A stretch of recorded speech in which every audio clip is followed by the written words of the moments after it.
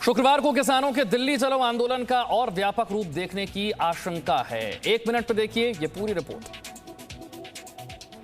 शुक्रवार को दिल्ली की सीमाओं पर किसानों का आंदोलन और बड़ा रूप बताया जा रहा है कि हजारों की संख्या में किसान पानीपत के टोल प्लाजा पर जमा हैं, जो सुबह होते ही दिल्ली की ओर कूच करेंगे। देखिए, आज हमारा ठहराव यहीं पे है जो पानीपत टोल बैरियर है, और आगे का खुदा जाने रास्ते में क्या होगा। बैरियर है, हम तोड़ पाएंगे कि नहीं तोड़ पाएंगे, हम सरकार के बैरियर तोड़ेंगे या सरकार हमें लाठियों से तोड़ेगी, ये एक बाद की बात है। लेकिन हम सवेरे यहाँ से करीब 9 बजे के करीब दिल्ली को फिर कूच करेंगे। किसानों के दिल्ली चलो आंदोलन को देखते हुए दिल्ली की सभी सीमाओं पर सुरक्षा बढ़ा दी गई है। साथ ही दिल्ली से सटे हरियाणा और यूपी में भी राज्य सरकारों ने अतिरिक्त पुलिस बल तैनात कर दिए हैं।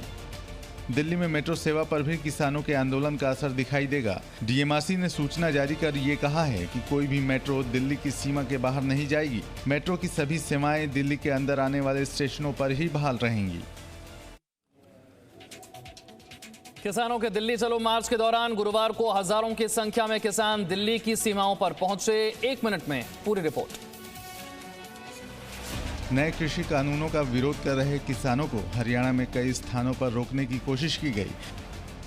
इस बीच पुलिस ने किसानों पर वाटर कैनन फायर किए ताकि भीड़ को तोड़ा जा सके, तो वहीं किसानों ने कई जगहों पर पुलिस के बैरिकेड्स को तोड़ दिया।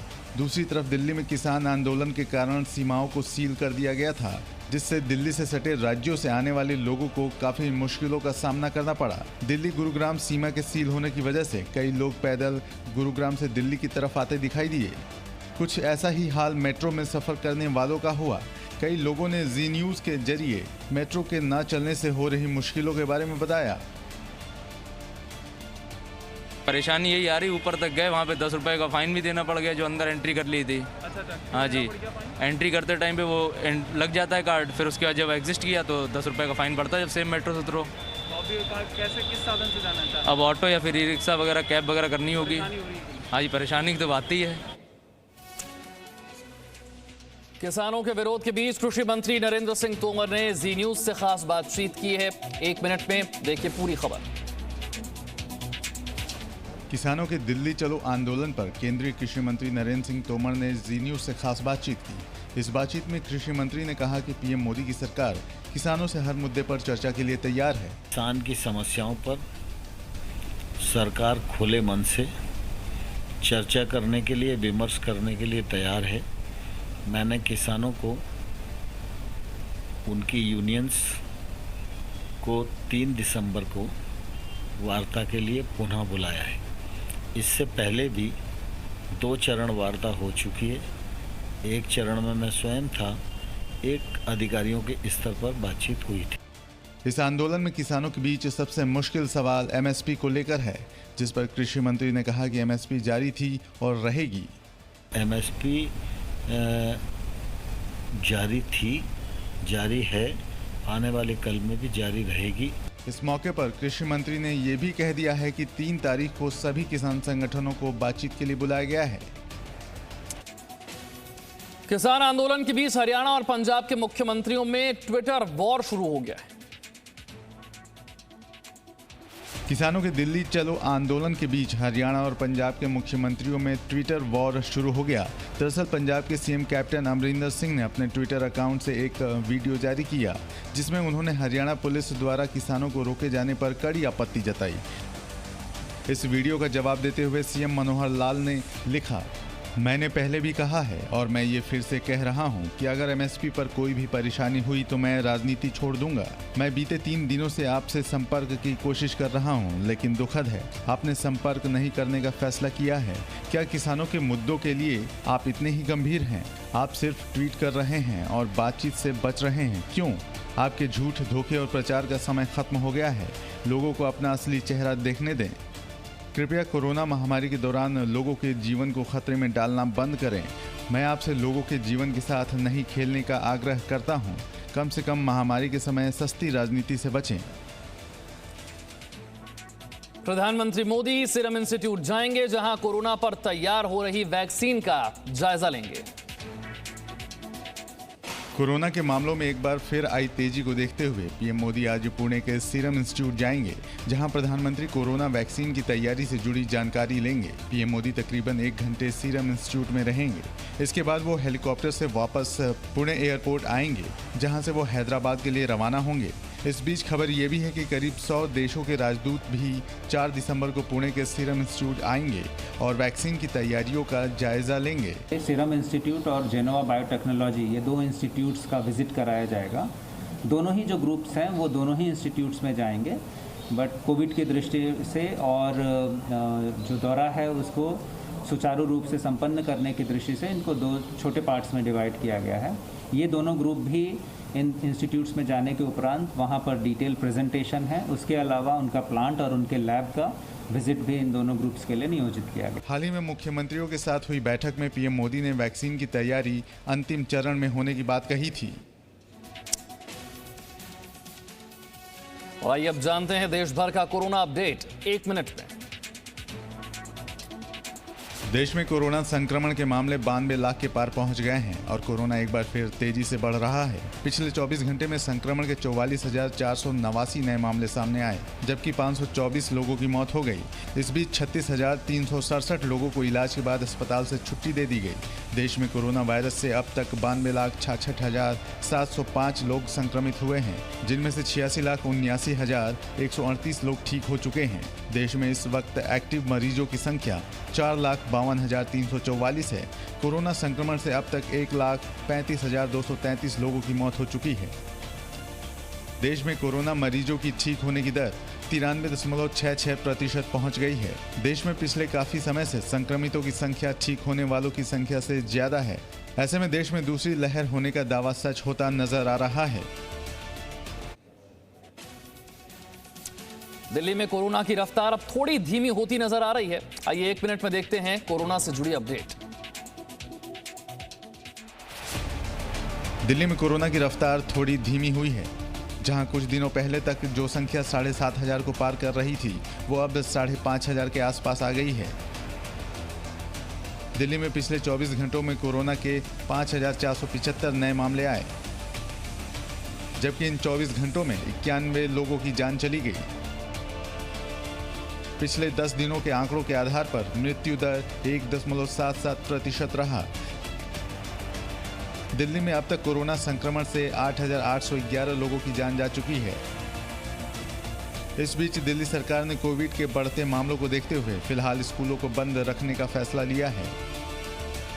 अभी स्कूल खोलने का विचार नहीं है। देखिए, जल्द ही वैक्सीन आने वाली है और जब तक पूरी तरह आश्वस्त नहीं होंगे, स्कूलों का नंबर तो काफ़ी लेट आएगा। हालांकि सूत्रों के हवाले से ये खबर आ रही है कि आने वाले 3 से 4 दिनों में दिल्ली में नाइट कर्फ्यू पर फैसला लिया जा सकता है। रोशनी एक्ट के तहत हुए घोटालों की जांच हर दिन एक उसमें नया खुलासा हो रहा है। 1 मिनट में देखते हैं पूरी रिपोर्ट। रोशनी एक्ट की जांच कर रही सीबीआई ने गुरुवार को जम्मू कश्मीर के पूर्व मंत्री ताज मोहिउद्दीन पर एफआईआर दर्ज की है। ताज मोहिउद्दीन पर रोशनी अधिनियम के तहत वन भूमि के अवैध अतिक्रमण का आरोप है। सीबीआई ने मोहम्मद रमजान ठाकुर, शोपिया के पूर्व उपायुक्त मोहम्मद यूसुफ जगर, तत्कालीन अतिरिक्त उपायुक्त हफीजुल्लाह शाह, तत्कालीन सहायक आयुक्त राजस्व गुलाम हसन राथर पर भी एफआईआर दर्ज की है। अपने बचाव में पूर्व मंत्री ताज मोहिउद्दीन ने कहा कि उन्होंने रोशनी एक्ट के तहत कभी कोई जमीन नहीं ली। जब मेरा कोई इंतकाल हुआ ही नहीं रोशनी में, न मैंने कोई पैसे भरे, तो कौन सा केस है मेरी समझ में नहीं आता, क्योंकि डिटेल्स अभी सामने नहीं है। मगर ऑन रिकॉर्ड में ये कह रहा हूँ कि मेरी कोई जमीन के लिए मैंने रोशनी में न कभी अप्लाई किया और न कभी मेरा इंतकाल हुआ और न मैंने कभी पैसे भरे। वहीं जम्मू कश्मीर प्रशासन ने गुरुवार को रोशनी एक्ट के 2,500 से ज्यादा लाभार्थियों की सूची जारी कर दी है। इस सूची में एक रिटायर्ड पुलिस अधिकारी, एक पीडीपी नेता के बेटे और एक प्रमुख व्यवसायी का नाम शामिल है। दिल्ली पुलिस ने फरवरी में हुए दंगों में शामिल 20 गुनहगारों की तस्वीरें साझा की।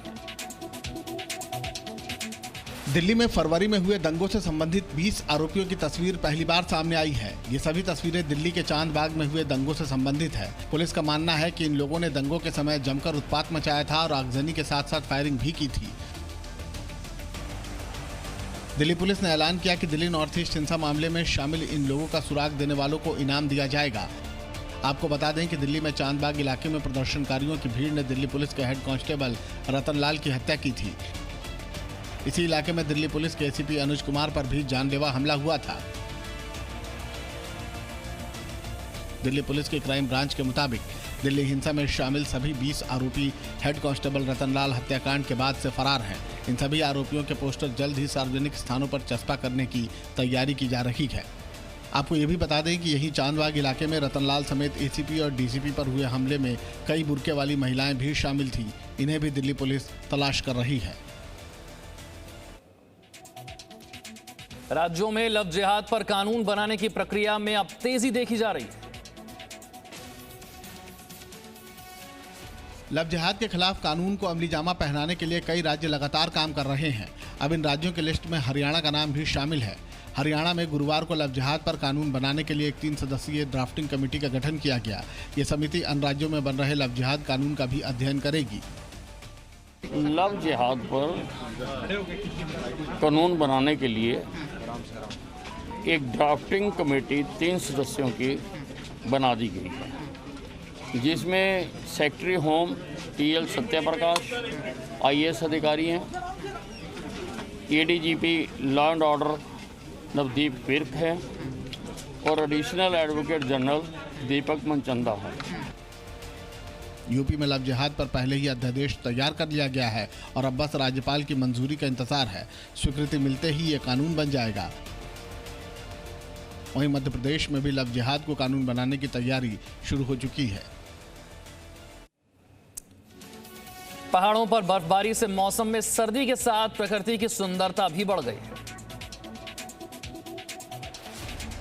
बर्फ की चादर में पूरी तरह से ढका हुआ ये 11वें ज्योतिर्लिंग बाबा केदारनाथ का धाम है। यहाँ पिछले 3 दिनों से लगातार बर्फबारी हो रही है। बर्फबारी के कारण केदारनाथ धाम पर 4 फीट बर्फ की परत जम गई है। साथ ही यहाँ चल रहा पुनर्निर्माण का कार्य भी बुरी तरह से प्रभावित हुआ है। हिमाचल प्रदेश की राजधानी शिमला में तो बर्फबारी के कारण पर्यटकों की संख्या बढ़ गई है। यहाँ पर्यटक स्थल कुफरी और नरकांडा के अलावा खाड़ा पत्थर में ताज़ा हिमपात के कारण तापमान में 5 से 6 डिग्री सेल्सियस की गिरावट दर्ज की गई है।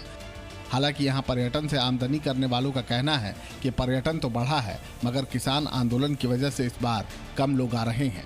ये जो अर्ली स्नोफॉल हुआ है सर, इसकी वजह से टूरिज्म बढ़ने की पूरी उम्मीद है। जो जितना घोड़ा व्यापारी है, फोटोग्राफी व्यापारी है, जितना भी टूरिज्म से जुड़ा हुआ है, इसकी उम्मीद है। पर ये जो किसानों का स्ट्राइक हुआ है, किसान इससे थोड़ा सा इस काम पे कम होने की उम्मीद है। बाकी जो दिवाली वाला सेशन है, उसमें से भी काम बढ़ चुका था थोड़ा।